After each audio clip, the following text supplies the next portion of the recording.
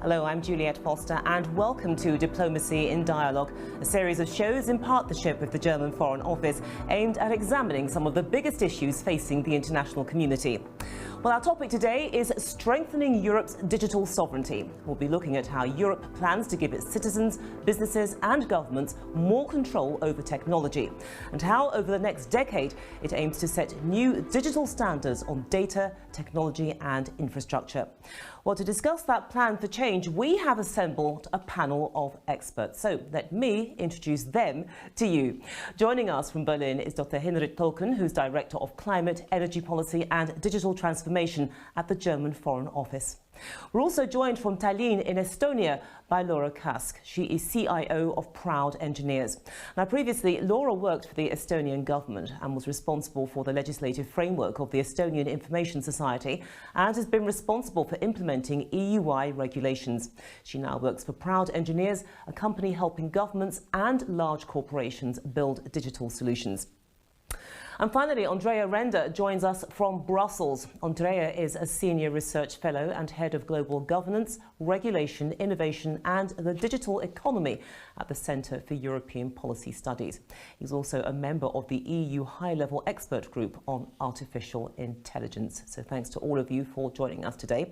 We're going to begin our interactive question and answer session with our panel in a few moments. But first, let's take a look at today's topic in more depth. Now, strengthening Europe's digital sovereignty sounds bold and innovative, but it is also complex. So what does it actually mean? Well, digital sovereignty basically refers to Europe's ability to act independently in the new digital world. The EU has recognised that now, more than ever, technology is changing people's lives. Whether it's working, shopping, gaming, socialising or learning, all of us are spending more time than ever online, a phenomenon accelerated by the coronavirus pandemic. However, there is growing concern that Europe's citizens, businesses and member states are gradually losing control over data protection, cybersecurity, ethics, innovation and the ability to enforce legislation, thanks primarily to the influence of non-EU-based technology companies. With digital technologies increasingly becoming an arena of power projection and influence in the international sphere, Europe has decided that now is the time to strengthen its digital sovereignty to effectively respond to future challenges, guarantee livelihoods and businesses, while ensuring the security of its citizens. So let's bring in our guests. And what better place to start than with a couple of questions that have come into us via social media. And Hinrich, if I can start with you, I want your response to this question from Twitter, which says, digital sovereignty sounds quite complicated. Can someone explain it to me? I thought I did a reasonably good job, but clearly not. So what is digital sovereignty? Yeah, thank you, Juliet. I think you did it yourself quite well in the little text that you gave, the introduction. I think there are two factors that relate to digital sovereignty that makes it so interesting and attractive and important to us. One is that these technologies are the backbone of any modern and innovative economy. So the country, the society, the economy who masters digital technologies best also has most success economically on the global market. So that's one aspect. The other aspect is influence, projection of power. We see increasingly that the export of technology is also used for exporting values, political systems, and ways to manage societies. So we see that technologies have become a factor also in international relations, in geopolitics, and therefore we think it is so important to be abreast of developments and to be able to master these technologies in terms of being sovereign in using and applying them. Okay, so taking that definition, how would digital sovereignty strengthen Europe politically and economically in a world that at the moment is very upended? Well, this is I think the thrust of the discussion of today. Today we see that increasingly the world is being divided up in two technospheres. There's a Chinese East Asian technosphere and an American US-led North American technosphere. And the question is, where is Europe's place? What is our future? And how can we make sure that we keep our economic options open? And this is exactly what digital sovereignty is also about. We want to keep economic options open. We want to make sure that Europe remains a strong economic, globalized player in the future. OK, I want to move on to Laura because we've had another question that came to us from Twitter. It says, the EU says it will make the next 10 years Europe's digital decade. What does that mean and how will it be done? So as you mentioned, during the pandemic, we all moved to some extent towards digital. And if it wasn't in the top policy goals yet for government across the world, now everybody is talking about it because some kind of new experience was done. And even in countries which are already advanced digital societies, it was something new and there were new things to tackle. So in September, the European Commission President set a clear goal for EU and its member states called Europe's Digital Decade. And what it is, it's a plan to position tech in the center of the continent's plan of pandemic recovery. And as you asked me how it would be done, then I would say there are three main pillars. So the first is improving connectivity, so better networks, 5G, network coverage, then developing digital infrastructure, cloud, personal data management tools, and so on. And of course, regulating AI and financing AI. This is something I think is the plan for the next 10 years. OK, sounds like a good roadmap, but I have to ask you about 10 years. Is it a very viable timeline? Because we know that Estonia, where you are, its digital strategy is already ahead of other member states. So how can Europe actually close the gap between those countries who are digitally ahead and those who are lagging behind? Is 10 years enough time? 10 years is a long period in terms of digitalization. So I think we never know what could be the new technologies we would talk about in 2030. But on the other hand, a lot could be done in 10 years. So that's why I'm more in favor of sharing the common principles across the EU. So how will we protect the cyberspace? How will we manage electronic identity? Let's give people access to digital tools. How do we approach privacy and how do we exchange data? Of course, the list goes on. And if we share those same principles in the EU, I think it won't matter where we stand in terms of digital development because it is a never-ending journey. And I think the biggest challenge in the EU at the moment that is also referred in the plan is the connectivity. And EU is planning to invest a lot into it. So at Proud Engineers, we have described 7 universal principles of digital society. And the first is connectivity, enough internet for everyone. And we still have huge obstacles regarding this in EU at the moment we need to overcome and build those digital societies in EU we want to live in. OK, so Andrea Renda, there's optimism that this 10-year roadmap is doable. But look, Laura touched on this in her previous answer, and it's looking at this whole issue of privacy. And this is the point. Can digital sovereignty really strike that balance between controlling the data of Europe's citizens and at the same time maintaining their privacy? And let's not forget that we've got COVID-19 raging in the background, and the whole issue about privacy and also data access, it's been complicated with this process of trace technology. Hasn't that really made things more difficult? Well, it has opened a new problem that is additional to the problem that existed before. There is one issue which is essentially technical. It is very difficult to enforce privacy regulations in a world in which everything is digital and in a world in which end users voluntarily, spontaneously offer their personal data, in most cases also on social networks. So there is an educational component, meaning people need to understand gradually more what is the value of the data that they volunteer and the data that they share on the internet. There has to be more clear responsibility on what the digital platform do with their data, can do with the data, and limits to their ability to share personal data. And there is also a need for rules that govern the interplay between the need to protect privacy and the need to also protect healthcare in the case of COVID, to protect the health of citizens. Why this? Because In some cases, health authorities actually need the data of the end users in order to do contact tracing in a very effective way. And it is proven to be extremely difficult for citizens to trust that public authorities actually get access to this data. It has proven to be very difficult also for health authorities to manage those data in an effective way and do contact tracing in a way that would mostly keep the contagion under control. So these are two related but still separate problems. One is structural and the other one is contingent to the pandemic. In both cases, I don't think we have all the answers yet.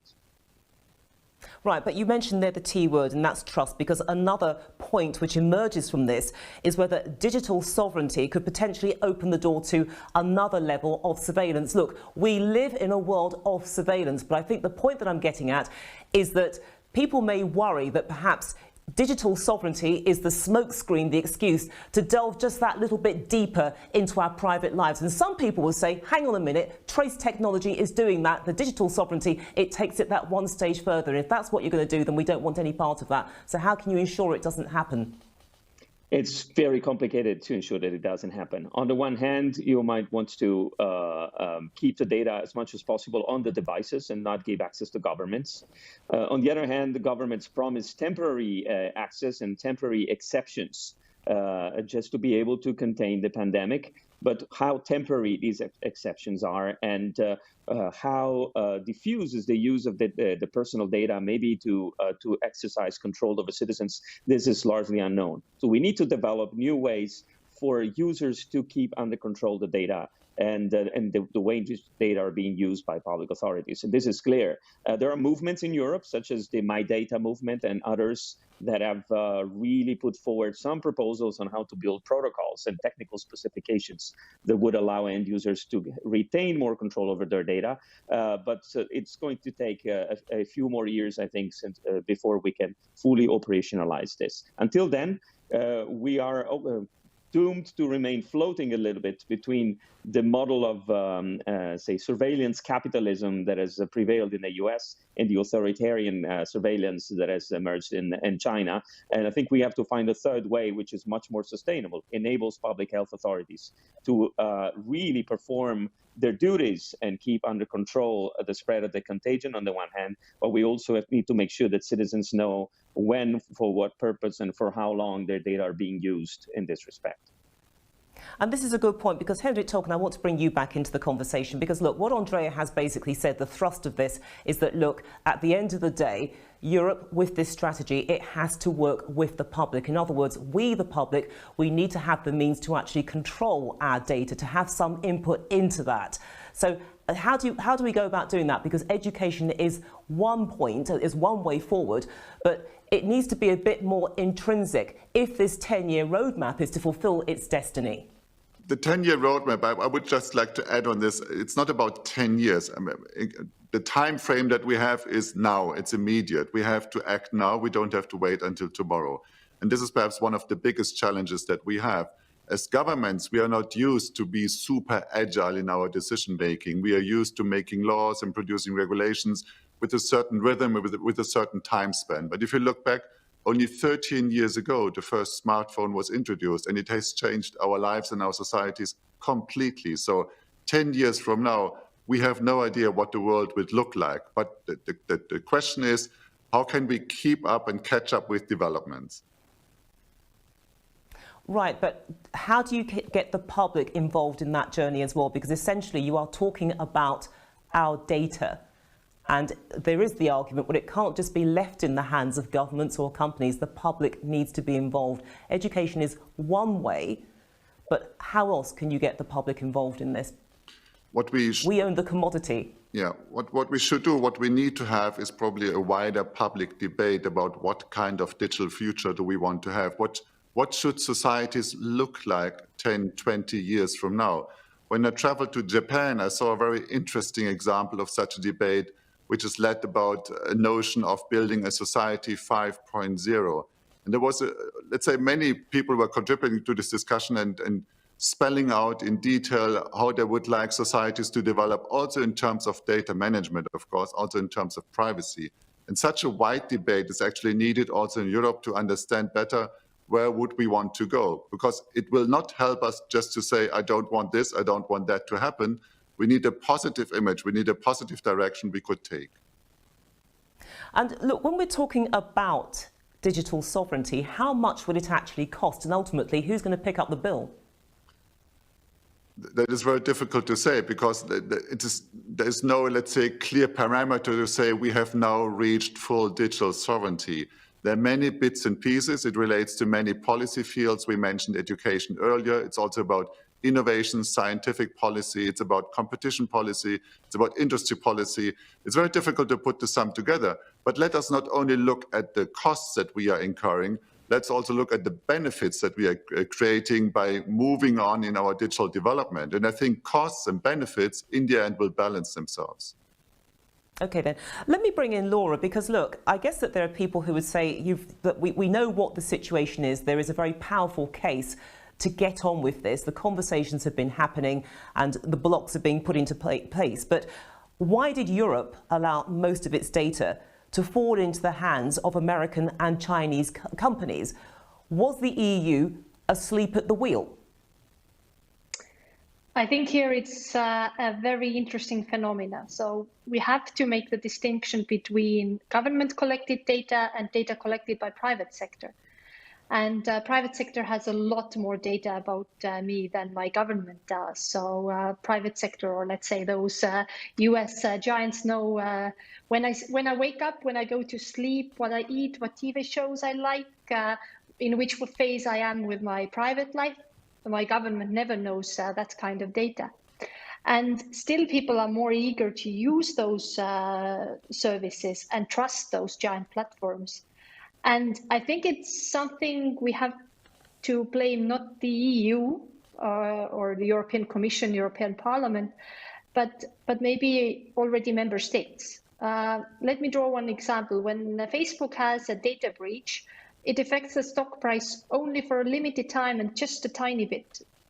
And people actually do not care if they get good service and it makes their lives easier, hassle-free, they are entertained. But when something happens within the government regarding a data breach, then it might turn back the whole policy of digitalization in health sector, for example, let's say. So that's why building this trust is a lot more important in terms of government relations. So I think there is a controversy how people are acting, and I'm sure it's time for governments to learn from those giants and also provide those same kind of hassle-free, easy-to-use environments in their government services. Or better say, let those governments act in the background seamlessly, so that I as a person can do what I really like to do. And I think this is something we have to learn from those companies. Okay, then. But the bottom line is that these companies, they have the influence, and they're also projecting their own power as a result of the footprint that they have. And I want to bring in Andrea Renda at this point, because, look, the question to you is whether the EU could extend its use of soft law to scrutinise the contact tracing technology proposed by the likes of Apple and Google. And more to the point, how would that approach fit in with a digital sovereignty strategy to fulfil those goals, influence and power projection? In other words, take it out of the hands of these companies. Well, do you really think that you can use soft law for that? It's going to be extremely complicated for a simple reason. The internet has largely been the realm of soft law since its very beginning, and it's been largely left unregulated. And you see the results today in terms of to what extent can you really exert some discipline on the behavior of the large tech giants. So using soft law, in my opinion, is going to be largely insufficient unless you have a framework that has some teeth, in the sense that it has the possibility of being enforced, observed from the outside. You can have civil society, for example, observing compliance with specific practices. You can have forms of algorithmic auditing, if you wish, where third parties can observe what is being done. But I think what we have learned from the first 25 years of life of the commercial internet is that governments need to step in with their ability to set rules, enforce rules, and accompany the development of technology by giving a direction to technology that is compatible with our values and our principles. And I don't think soft law is in the horizon of the European Union today. I think what we will see in key fields such as artificial intelligence or the Internet of Things are much more, let's say, hard law, binding rules. Then accompanied by hopefully an agile governance and a flexible governance, but binding rules that impose some specific constraints on the large tech giants. Whether it's going to work or not, it will be effective or not. What's a big question mark? I'm happy to continue this discussion. Some other time, I fear, because it's a big subject. But look, let's break off for a few moments to hear the views of the general public. Now, we asked a random selection of people about their hopes and fears for the future of the internet and digital technology. And this is what they had to say. The world is becoming digitalized for everything, so we need to protect the interests of citizens and be sure that their data and their information is safe. I hope the internet is able to restrict adult content from content that shouldn't be seen by children. I feel like a lot of people confuse the fact that it's available, that their kids should be allowed to see everything that's on the net, and they sometimes blame like artists, for example, or actors for having certain content on the internet, when as a parent, I think it's your job to make sure your child is not watching the wrong stuff. I think social media has become a huge echo chamber at the moment, and it's really undermining democracy for us. I think it's an incredibly freeing tool. We can see that things like with the Arab Spring and stuff, but I think it definitely needs a lot more minds coming together and trying to find out a way we can properly legislate to ensure freedom of speech, but at the same time to stop this this issue of false information and so-called fake news, as certain people call it.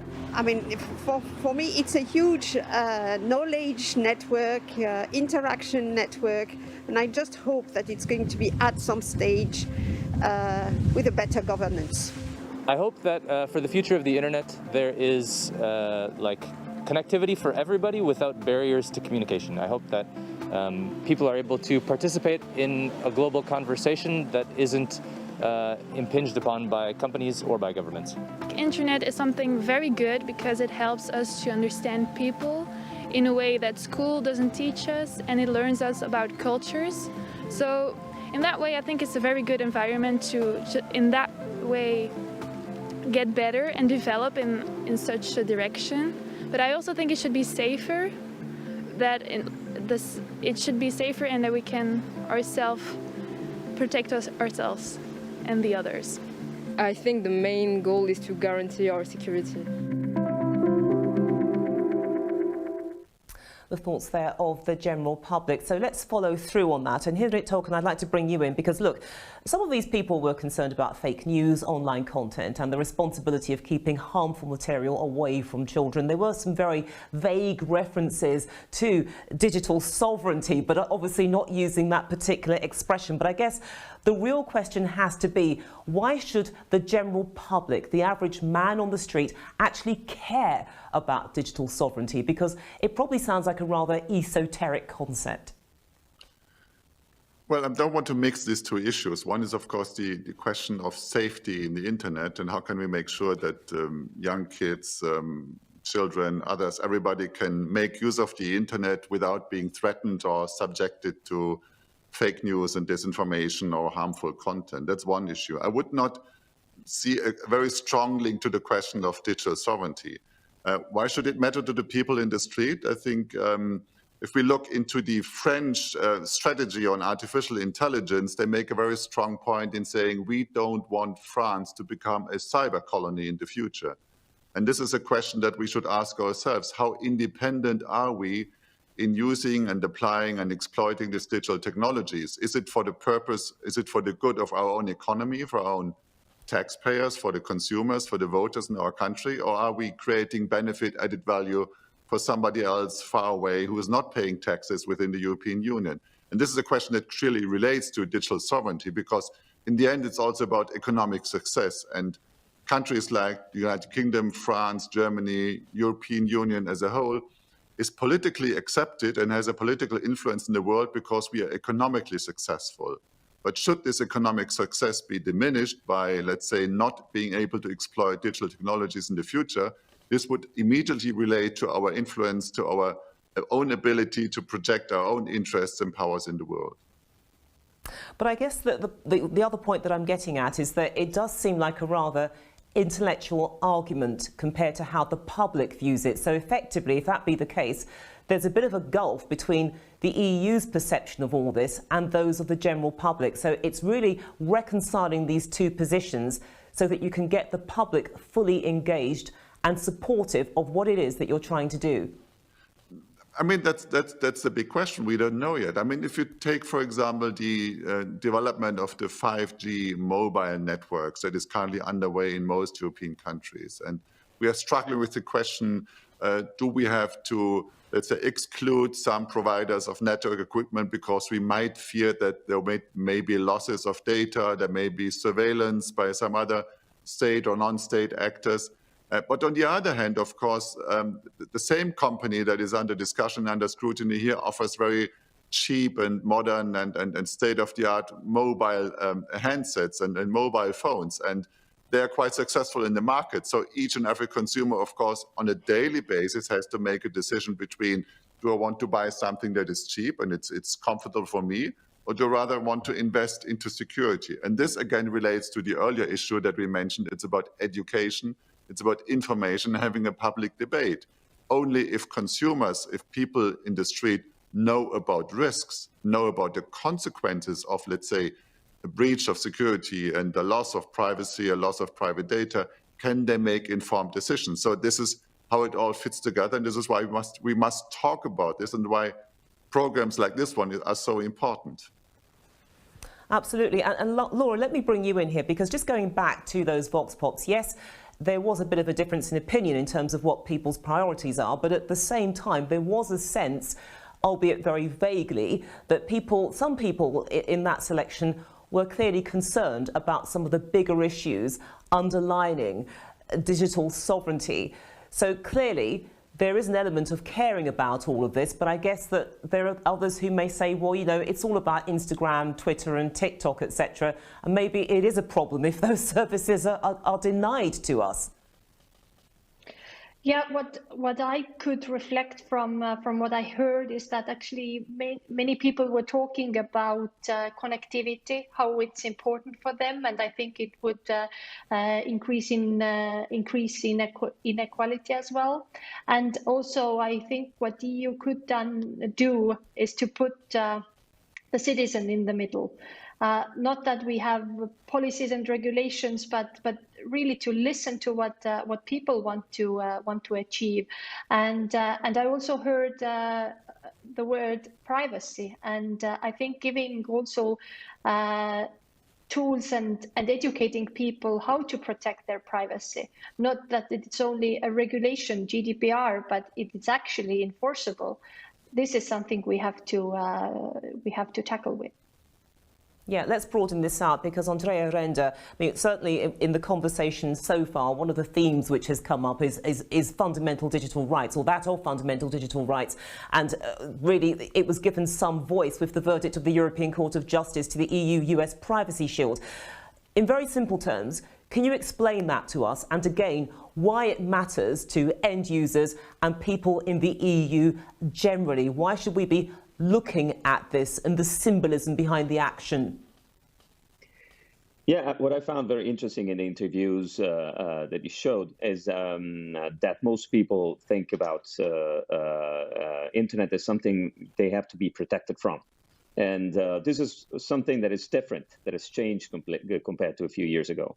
It also testifies of the fact that the internet has become so important in our lives and so overwhelming for us that we need to find our place, a more comfortable place within the internet. One of the things that are most important there is the protection of fundamental rights. We are about to usher an era in which we will increasingly delegate decisions to artificial intelligence systems that in some cases will not just be brains, but will also have bodies. They will act through the so-called Internet of Things, through hardware devices, through wearables, through many, many other objects that are connected to a software that is able of some form of independent intelligence. And we need to make sure that we trust these decisions. And one of the effects that we need to control there is whether because they depend on past data, or maybe because they depend on an imperfect understanding of reality, these systems might create important discrimination and important violations of fundamental rights. Now, here's where the privacy issue comes into place as well. Europe is a place where traditionally privacy is considered to be a fundamental right. We don't trade privacy for other things. It is an almost inalienable right, meaning that the protection of privacy is not on the market for being traded with something else. And this is very different from compared to what has happened traditionally in the US, where privacy is more akin to a property right, meaning that users can actually trade a little bit of privacy in exchange, for example, for a more customized service.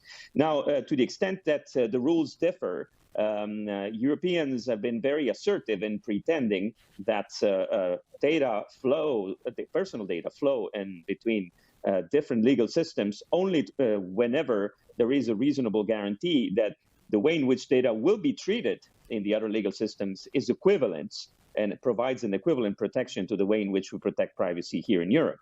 And in the case of the US, the adequacy of the data protection has always been on the table. It's been a very controversial issue over time, and the Schrems decisions are largely about that, meaning are we sure that we can defend an agreement where data would flow seamlessly between the US and the EU, and there will be enough protection of those data whenever they cross the border, they cross the Atlantic, and they go somewhere else. If you consider that the overwhelming majority of the personal data are today stored in the hands of tech giants that keep the data largely outside the EU territory, that is obviously an issue that is an integral part of what we call digital sovereignty. Sure. Let me bring in Laura at this point, because there is an extraordinary irony given what we have just heard from Andrea. Because look, you have large US tech companies, they pay very low taxes in Europe.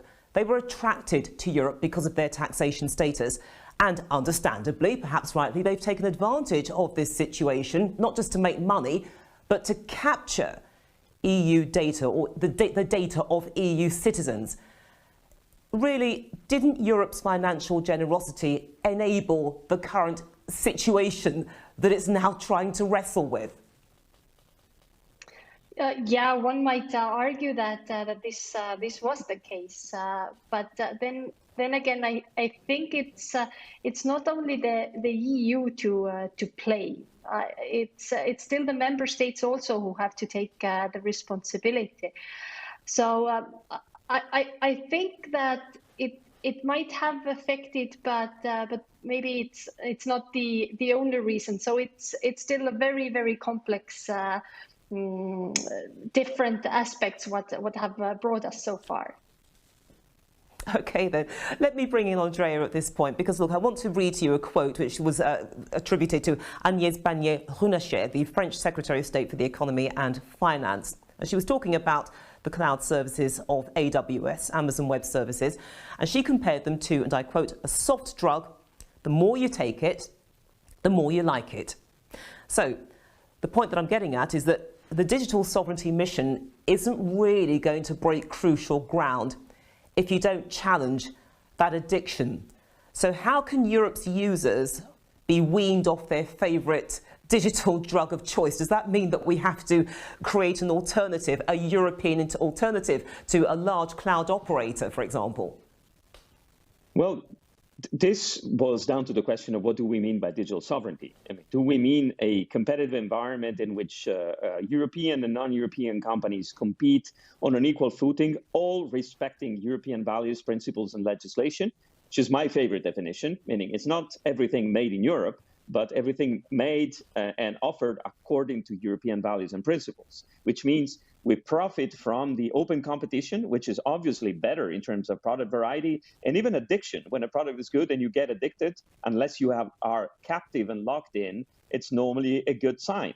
Now, if there is a situation in which you shut the door to these better products and confine Europe into a situation in which European citizens and businesses and institutions cannot profit from the amount of innovation, outstanding amount of innovation that takes place outside European borders, I think that would be self-defeating for the EU. Now, on the other hand, as the Commissioner for the Single Market, Thierry Breton, put it in several occasions, I think digital sovereignty is largely about creating European alternatives or creating the preconditions for the next AWS to be European. And this is a completely different thing than simply shutting the door to the rest of the world and trying to create clones that have the only feature of being European as opposed to the tech giants. I don't think we have anything to gain from such a stance. OK, so there's nothing to be gained from replication, but there is also the worry, I suppose, in some quarters, Andrea, that digital sovereignty, with its emphasis on taking back control, a very familiar phrase in Britain, but for completely different reasons, but taking back control of data, it's got a ring to it, but then that turns it into a populist issue, which is not what you're trying to achieve in this, is it? It's not, absolutely not what we're trying to achieve. It's a different thing that I'll try to explain in non-technical terms. I mean, the peculiarity of the data economy is that data are created constantly. And indeed, every year, we basically double the amount of data that we can use for things like artificial intelligence and other things. So the issue for policymakers is certainly about where the data that have been produced are stored, yes, but it's even more what kind of data are going to be produced in the future and what can we do with them. So I like the fact that, for example, Heinrich's portfolio includes digital transformation and sustainability, because there's a lot that we can do with those data in the future to achieve, for example, the Sustainable Development Goals, to improve our economic, social, and environmental sustainability performance. And that is absolutely essential for us in the future.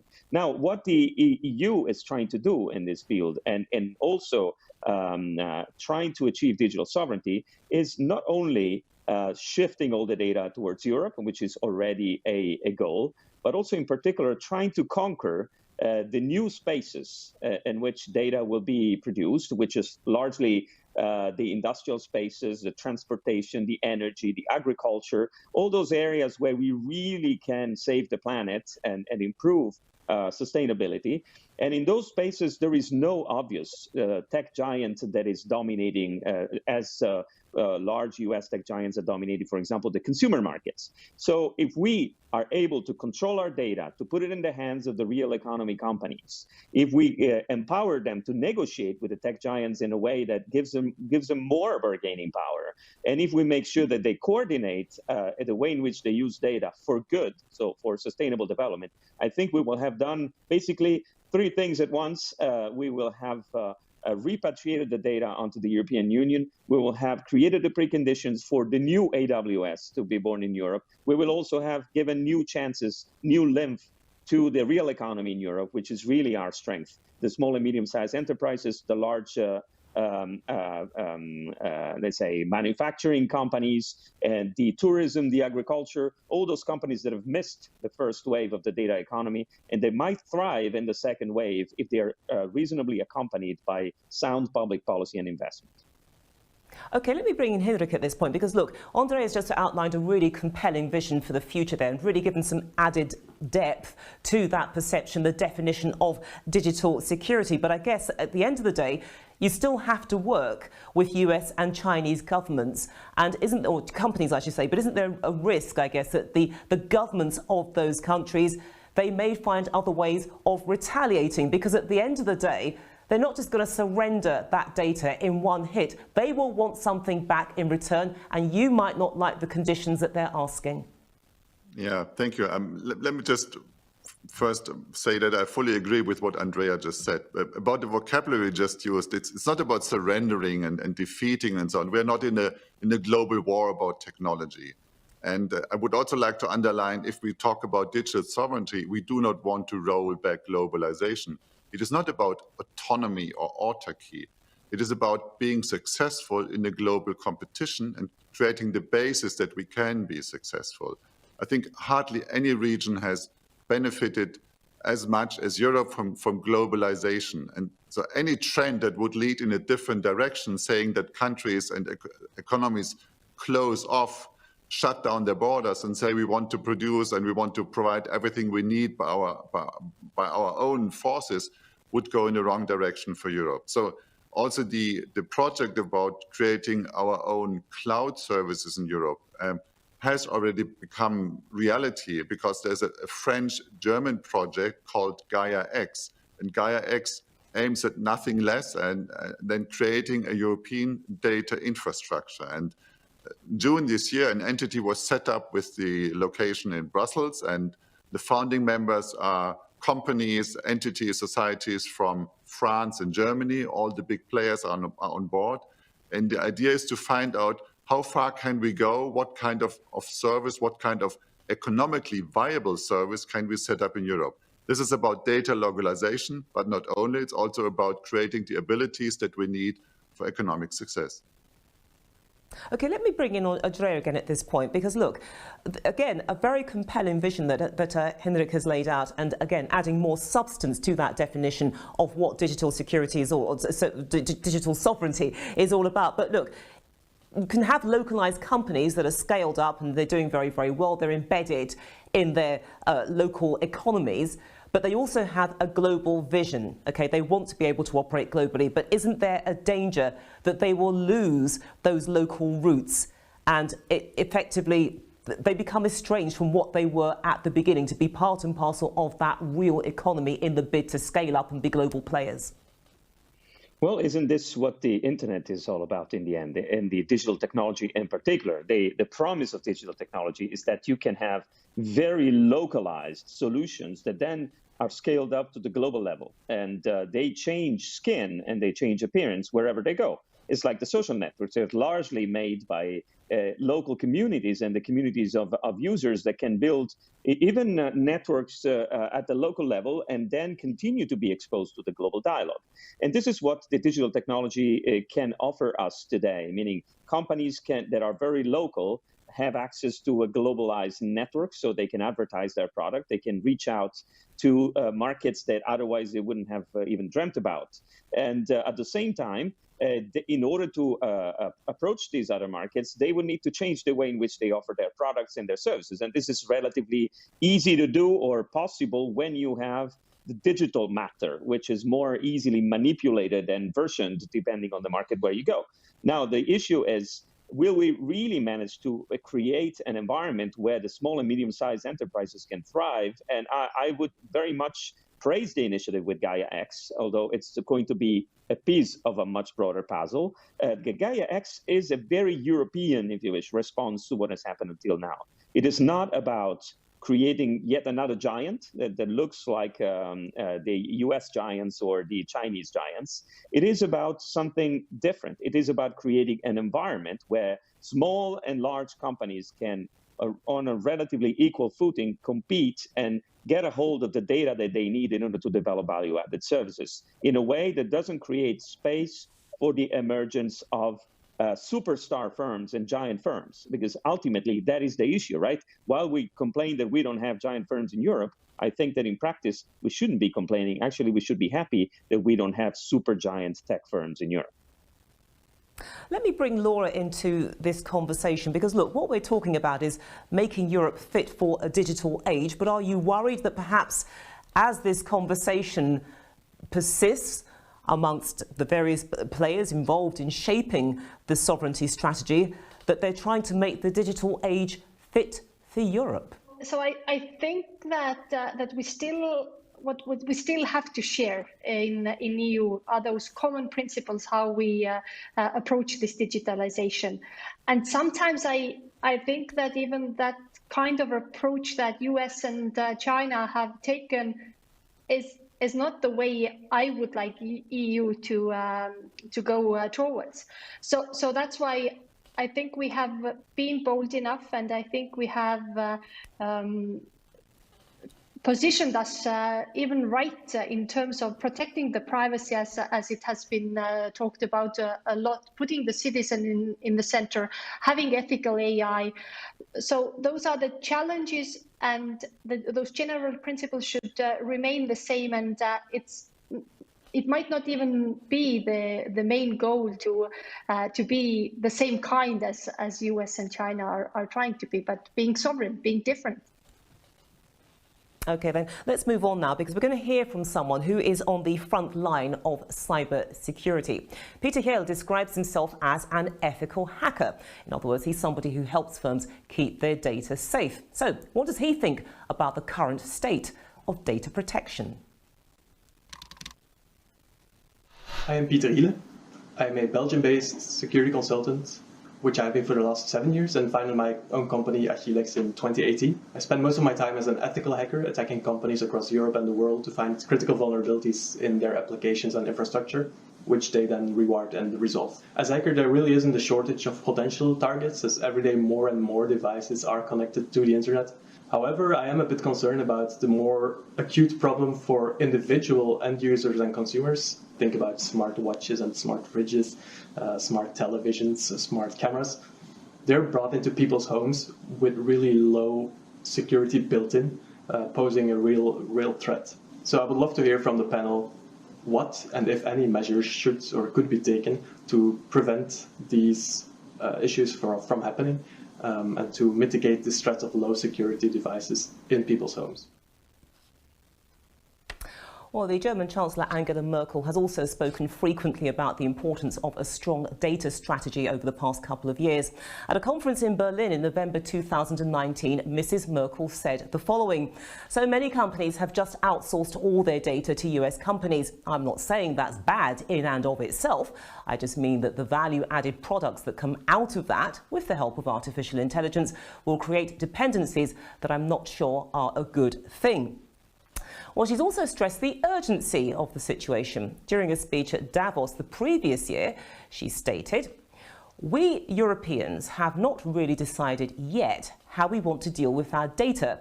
There's a great danger that we end up being too slow, but while we are still debating the philosophical question of data sovereignty, the world just rolls over." So the thoughts there of Angela Merkel. But Hinrich Tolkien, this is a topic that is clearly very important to Mrs. Merkel. Why? Because she has a clear vision that the future of the economy also lies in the exploitation, in making use of the data that we generate as private people, as companies. So we need to have a successful data economy in Europe. And in order for this to happen, I think we should start by setting the right framework and setting out the right regulation. This is why we discuss data strategies on EU and national levels, that we try to set the framework to, on the one hand, preserve privacy and make sure that the data are safe, but on the other hand, that we allow companies to create added value and to make a benefit on it. This is something we really have to learn. But the good news is that in Europe, we have a very interesting industrial base. So, for example, in Germany, more than 20% of our GDP is generated by industry. And in the industrial sector, many data are generated, and they're just sitting there and waiting to be exploited, to create new business models, to create new market opportunities, and to help, let's say, strengthen the European economic base. OK, so Mrs. Merkel is really sharing her vision of that future Europe and its economic destiny. But Andrea Renda, Europe will never have true digital sovereignty because at the end of the day, it is impossible to completely separate technological and legal considerations from political sentiments about American and Chinese economic influence. Is that correct, or do you beg to differ? Well, when we talk about sovereignty, obviously there is an element of willing to differ and organize the whole digital technology stack at home, if you wish. But this doesn't mean that one necessarily has to diverge entirely on everything with the United States and China. Certainly, Europe already has some very clear distinctive traits in terms of how we set the rules and digital policy. Europe has already been able to set global standards or rules that are on their way to become global standards, starting obviously with the General Data Protection Regulation, but many others You see the United States now starting to consider regulating platforms or starting new antitrust investigations vis-a-vis large tech giants. So I think there will be a sort of a constant co-evolution of the approaches to the digital economy in Europe and in other parts of the world. And Europe can lead in many respects, especially when it comes to trustworthy digital technologies. So I'm not particularly worried about that. I'm worried about what do we do with this idea of organizing our approach and developing our approach towards data. I respectfully and partly disagree with Angela Merkel when she says that we are trapped into a philosophical discussion. I think it's very important that we abandon the first 2.5 decades of internet economy in which openness was always good, and we embrace a different situation in which we realize that this openness has led us very far from the model of society that we wanted to realize. And so we start, while adapting Europe to the digital age, we indeed start making the digital age a little bit more fit for our values and principles. This is a very important, far from philosophical aspect that requires one other step that we haven't fully taken yet, and Gaia X will be an important part of that. Our ability to translate our legal codes into software code, our ability to make sure that these infrastructures that we're building pretend and require compliance with EU values, principles, and legislation by design, not by the act of a judge, by design in the first place, because otherwise the digital technology matter escapes very easily what can be done exposed after many years normally by a judge in trying to steer the development of digital technology. We need to make sure that things work already by design. OK, then let me bring Laura Kask into the conversation now, because the reality is that technology companies are very big and they do wield extraordinary power. So the question to you is, do you think that digital sovereignty could eventually lead to the breakup of some of these companies? Because we know that governments have often spoken about dismantling their monopoly, but could digital sovereignty be the way to make that happen? Yeah, I think that those big giants are sometimes or are already more powerful than many of the governments across the world.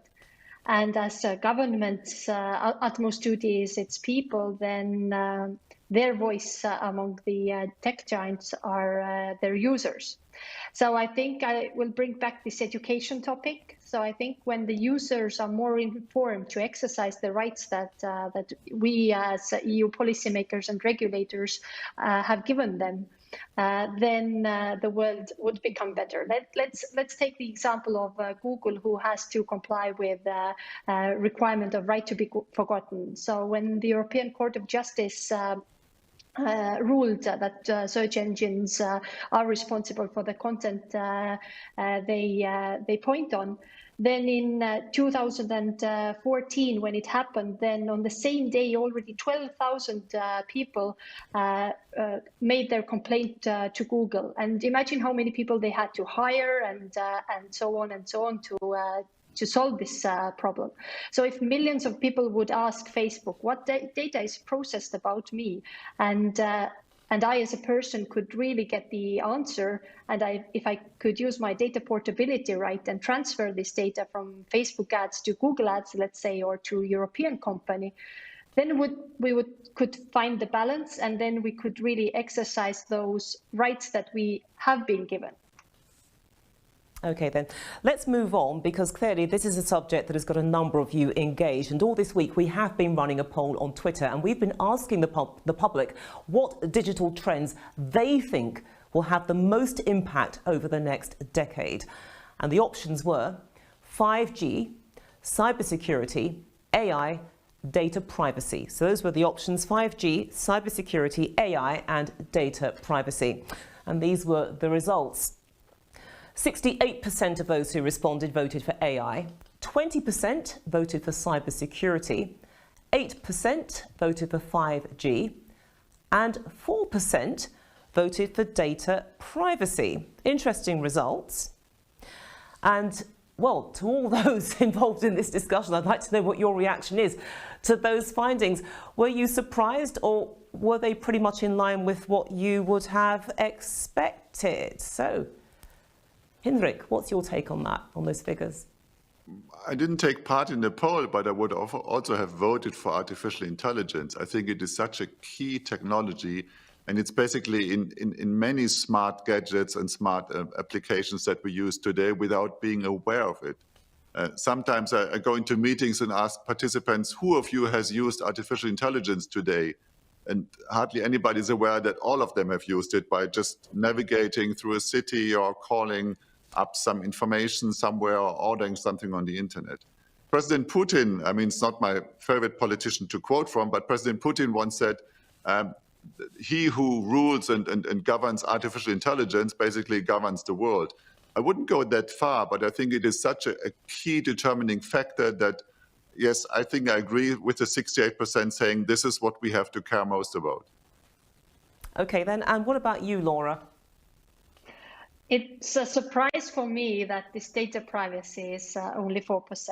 So, as in my last comment, I was also referring to educating people, informing them what rights they have. But then again, there is the question: do they actually care about data privacy, or is it just a fiction? So that's why it was quite interesting for me at the moment. But I still think that we should continue this track and still support the privacy protection and give the proper tools for the people. But I, of course, agree here that AI is definitely something that will affect us the most in the coming decade. Okay, then. And Andrea, what's your take on that? Well, I would agree on those that figures. Artificial intelligence, I would have also voted for artificial intelligence among those four. And also I'm reassured by the fact that I don't live in a bubble myself, because I've done so much work on this topic lately that obviously I would tend to overemphasize it, but I see that also the people that have participated in the survey think that it's an important and crucial technology for the future. If I could have opted for voting for the Internet of Things, I would actually maybe have considered the Internet of Things, obviously powered by artificial intelligence, as the most important development of the next decade. Okay, I couldn't possibly let anybody else know what I would have voted, but they're an interesting set of numbers nonetheless. But look, I'm going to be a little bit mean to you all, and I'm going to put a question to you, which has actually come through from our social media, because the question to the panel is, if you were running the EU Digital Sovereignty Plan and money was no object, what would you choose to do and why?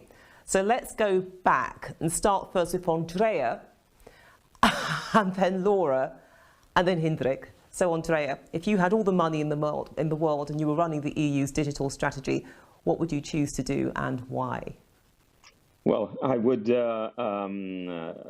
really use the money to call for ideas, public-private partnerships, projects, and mission-oriented innovation policy, whatever we can unleash to make sure that we can deploy this technology for good, in a way that not only protects the people, but protects, most importantly, the planet.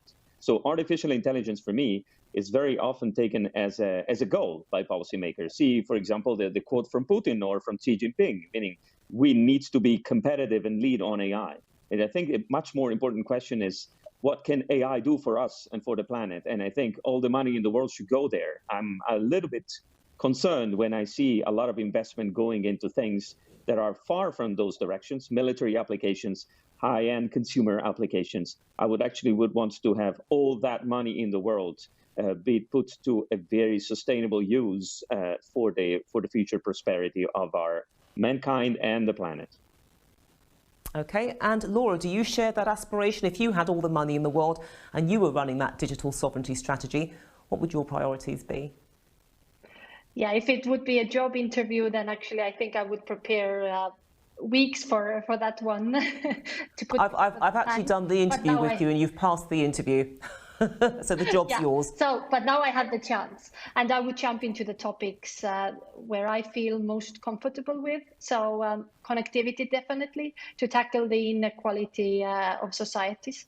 then electronic identity to give people the ability to act digitally and in the same manner they are doing the physical processes and interactions. And then I can't get over on privacy. I'm a lawyer by background, and that's why it's a very important topic for me. So, of course, establishing proper tools for enforcement of privacy protection rules. And I think this would result in transparent, trustworthy, and hassle-free society where I would like to live as an European citizen. Excellent. And Henrik, finally, it goes to you. I've given you the interview, you've passed, you've got the job, and I'm also giving you a blank checkbook and the keys to the bank vaults. So given all that, all those resources to hand, what are you going to do with your EU digital strategy? How are you going to make your decisions? What are you going to choose? I would say thank you, and then start a huge campaign that should reach each and everybody living in Europe, within the European Union, and engaging people to come up with ideas, just as Andrea said, what do we need to do? How can we make best use of the technologies that we have at hand? How can we move forward the quickest way possible? And to get through one point, to hammer through one point, and that is we are not only subjected to trends that are developed and elaborated elsewhere, we are also here in Europe with the dynamics, the economic power, the scientific knowledge we have. We are also makers of the manners, and please let us now think about what kind of rules, what kind of progress do we want to see, and how can we make sure that the digital development, internet, the cyberspace is formed in a way that befits European values and our policies. OK, well, they're excellent ideas, and because they're so good, I'm going to give all of you the job, and the money will be transferred to your respective accounts tomorrow. But that is it from us. A very big thank you to my guests Henrik Tolken, Laura Kask and Andrea Render. We will see you again very soon on the next Diplomacy in Dialogue. Goodbye and stay safe.